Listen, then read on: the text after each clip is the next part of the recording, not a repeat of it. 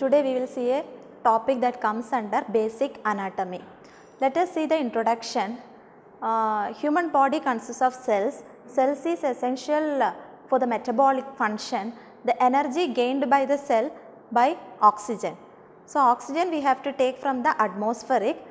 For the oxygen what is needed? The main tract is known as the respiratory tract. So, our topic today is structure of respiratory system or anatomy of respiratory system. So, let us see the respiratory system, what is the function. Function, first one is exchange of gases, mainly the oxygen and carbon dioxide. Second one is respiration, that is inhalation of oxygen, exhalation of the carbon dioxide. Third one is olfactory, smell. Fourth one is sound production. Fifth one is it will have the protections of the respiratory tract. Then these are the main functions of respiratory tract. Let us discuss what are the parts of respiratory system. Parts of respiratory system mainly divided into two: upper respiratory system and lower respiratory system. Upper respiratory system mainly consists of nose and nasal cavity, then next pharynx, then next one is larynx. Lower respiratory system consists of trachea, then next one is bronchi, bronchioles, alveoli and lungs. And mainly the pleural cavities are there, that is the layers, and accessory muscles are there, that is intercostal muscles and the diaphragm. So, respiratory system mainly of respiratory zone is there, that is the respiratory zone and conducting zone is there. Conducting zone mainly passage of the air, respiratory zone that is exchange of gases is present. Next we will discuss about what are the parts that comes under the upper respiratory tract. So, first one is nose and the nasal cavity.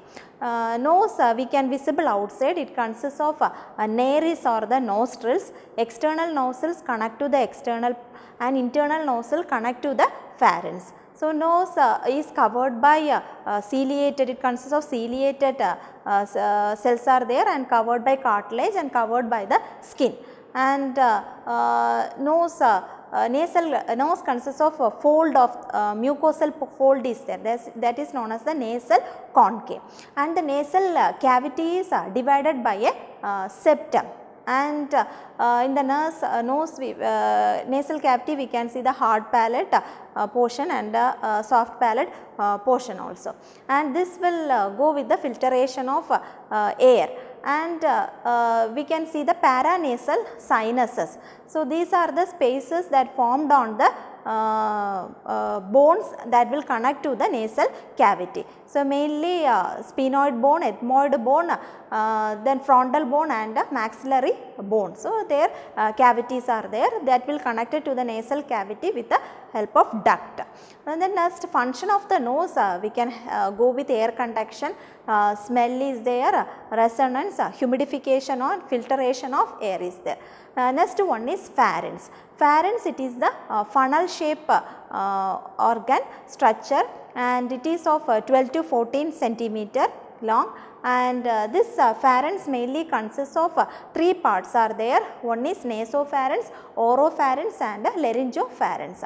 First we will see about nasopharynx. Nasopharynx it is present superior and posterior to the nasal cavity, behind the nasal cavity, and here the eustachian tube of the middle ear will be connecting, and here consists of that is a adenoid tonsil is present. This consists of lymphoid tissues. Till 7 years this will be active in the child.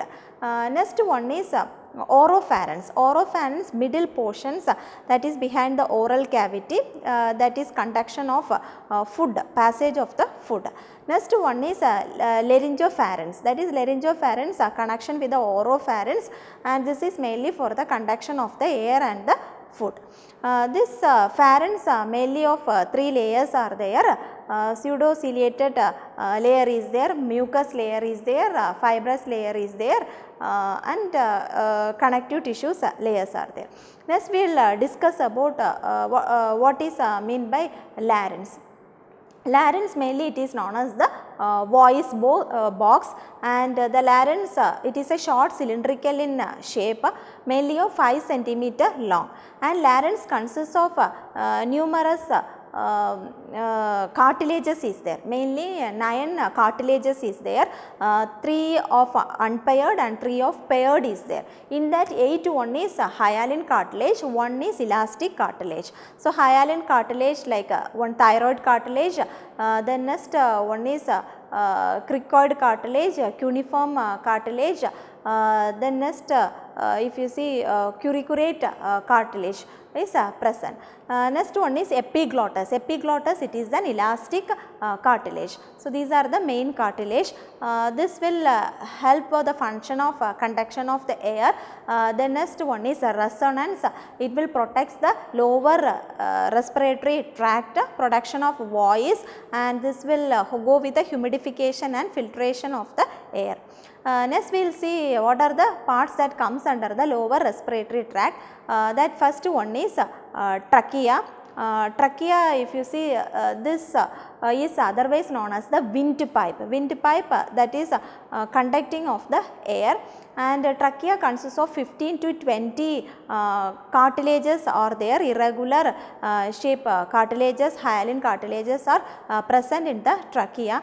Trachea is 4 to 5 inches long or 11 centimeter long is there, and this trachea is very much essential in the respiratory system. At the sternal costal region of the cornea, this is divided into 2 tubes are there, that is primary bronchi and the secondary bronchi. Next we will discuss about bronchi. Bronchus, it is the conducting branched system of respiratory tract. So many branches is there in the bronchi. Bronchi is starting from the trachea, and it consists of primary bronchus, left bronchi is there, right bronchi is there.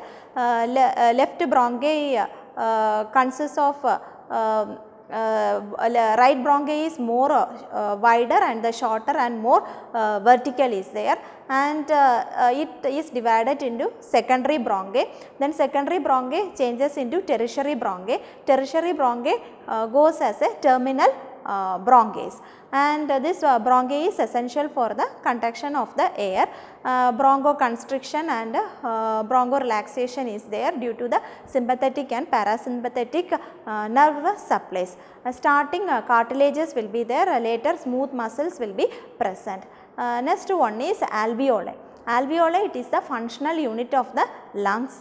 Mainly this terminal bronchioles will be branched into respiratory bronchioles, and respiratory bronchioles changed as a sockets or pockets that is formed in the lungs. So, that is known as the alveoli. In the lungs, if you see so much of millions of alveoli, that is 200 to more than 500 million of alveoli is present. So, as a result the lungs will be very much spongy in nature. So, the alveoli, if you see 3 types of cells is there. Type 1 cells, it is simple squamous epithelium cells are there. The next one is type 2 cells, that is septal cells, that will secrete the surfactants that is maintain the lung maturations and lubrications of the lungs, and hydrophilic and hydrophobic cells are there, and type 3 that is ductal cells that will secrete the macrophages. Mainly exchange of gases and the protection of the lungs will be there in the alveoli.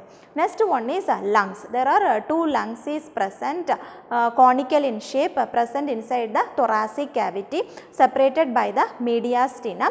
Right lungs having the 3 lobes, left lung having the 2 lobes. Right lung divided by the oblique and horizontal fissures, left lung divided by the oblique fissures. And when you see left lung will be smaller, lighter than the right lung will be heavier. Left lung 550 gram, right lung will be 600 gram will be there. In the left lung we can see the cardiac notch, in the right lung it is present superior to the liver. Next another one is pleural cavity, that is the cavity that is present in the lungs. There are mainly 2 layers are there. inner that is the visceral layer, outer that is the parietal layer. Then in between pleural fluids are there that will prevent the friction and lubrication of the lungs. Last one is the accessory structures that is known as the muscles. Mainly intercostal muscles are there. Two types are there, internal intercostal muscles, external intercostal muscles, and diaphragm. Diaphragm, it is the dome shaped muscles that will separates the thoracic cavity and the abdominal cavity. These muscles are very much essential for the inhalation and exhalation of the gases with the help of sympathetic and parasympathetic reflexes. So as a nurse we should know about the basic structure of the respiratory tract, and we can correlate this with the disease conditions and applied anatomy. So today class we have seen about the respiratory system, functions, what are the upper respiratory tract, lower respiratory tract, and what is their function, pleural cavity, and the muscles, accessory muscles. So today I am signing off, Mrs. Nima. Next video we will meet again. Thank you.